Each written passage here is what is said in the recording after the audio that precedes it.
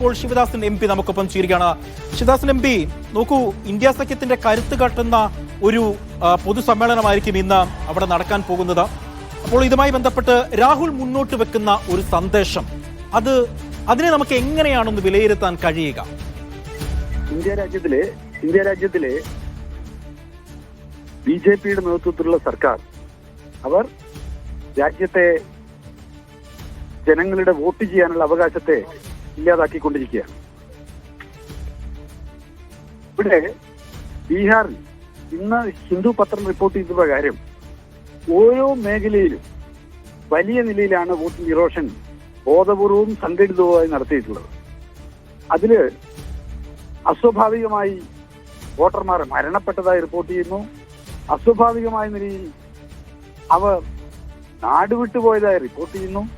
ഇങ്ങനെ 65 ലക്ഷത്തോളം ആളുകളെ വോട്ടർ പട്ടികയിൽ നിന്ന് ഒഴിവാക്കിയിട്ടുള്ള ഒരു അസാധാരണ സിറ്റുവേഷൻ. അതിന്റെ മുകളിൽ നൽകിയ പരാതികൾ സ്വീകരിക്കുന്നില്ല എന്ന് രാഷ്ട്രീയ പാർട്ടികൾ പറയുന്നു.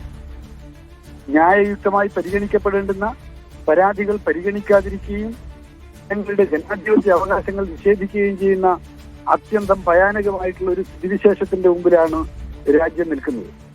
ഇത്തരമൊരു ഘട്ടത്തിൽ അഖിരാഷ്ട്രീയത്തിന്റെ അതിർവരമ്പുകൾക്ക് അതീതമായി ഇന്ത്യ രാജ്യത്തെ സ്നേഹിക്കുന്ന, ജനാധിപത്യം നിലനിൽക്കണമെന്ന് ആഗ്രഹിക്കുന്ന സകല മനുഷ്യരും കൈകോർത്ത് പിടിച്ചുകൊണ്ട് പോരടിക്കേണ്ടുന്ന ഒരു സമരമുഖത്താണ് നമ്മളുള്ളത്. കേജ്രിവാൾ ഡൽഹി ഇലക്ഷന്റെ വേളയിൽ വിളിച്ചു പറഞ്ഞ കാര്യമുണ്ട്.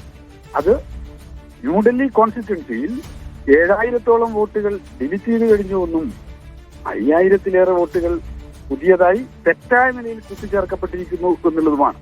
ഇങ്ങനെ തെറ്റായ നിലയിൽ ആളുകളുടെ പേരുകൾ വോട്ടർ പട്ടികയിൽ നിന്ന് ഒഴിവാക്കുകയും തെറ്റായ നിലയിൽ ആളുകളെ ഉൾപ്പെടുത്തുകയും ചെയ്തുകൊണ്ടാണ് ന്യൂഡൽഹിയിൽ വിജയിച്ചത് എന്ന് നമുക്ക് പിന്നീട് കേജ്രിവാളിന്റെ മുൻകൂട്ടിയുള്ള പ്രസ്താവനകളിൽ കൂടി തെളിവായി എടുത്തുകൊണ്ട് നമുക്ക് പറയാൻ പറ്റുന്ന ഒരു കാര്യമാണ്. അപ്പൊ ജനാധിപത്യം എന്ന് പറയുന്നത് ഇന്ത്യയുടെ ജീവശ്വാസമാണ്. ആ ജീവശ്വാസത്തെ സംരക്ഷിക്കാൻ വേണ്ടിയുള്ള അനിതരസാധാരണമായിട്ടുള്ള ഒരു പോരാട്ട മുഖത്താണ് ഈ രാജ്യത്തിലെ ജനങ്ങളെല്ലാം ഉള്ളത്.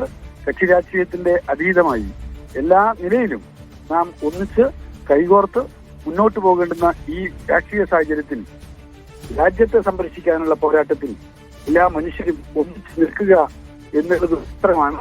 ഞാൻ ഇടപെട്ട് അങ്ങോട്ട് ഒരു കാര്യം കൂടെ ചോദിക്കുകയാണ്. നമുക്കറിയാം, ബീഹാർ നിയമസഭാ തെരഞ്ഞെടുപ്പ് നീങ്ങുന്ന ഒരു ഘട്ടമാണ്. അപ്പോൾ ഈ ഒരു യൂണിറ്റി, താങ്കൾ സൂചിപ്പിച്ചതുപോലെ കക്ഷി രാഷ്ട്രീയമായി അതീതമായി ഒരു യൂണിറ്റി, ആ യൂണിറ്റി എത്രത്തോളം ഗുണം ചെയ്യും ബീഹാറിൽ? പ്രത്യേകിച്ച് ഒരു നിയമസഭാ തെരഞ്ഞെടുപ്പിന്റെ ഘട്ടം ബീഹാറിൽ എത്തിക്കഴിഞ്ഞു. അതുകൊണ്ടാണ് ഞാൻ ഇങ്ങനെ ഒരു ചോദ്യം ഞാൻ അങ്ങോട്ട് ചോദിച്ചത്.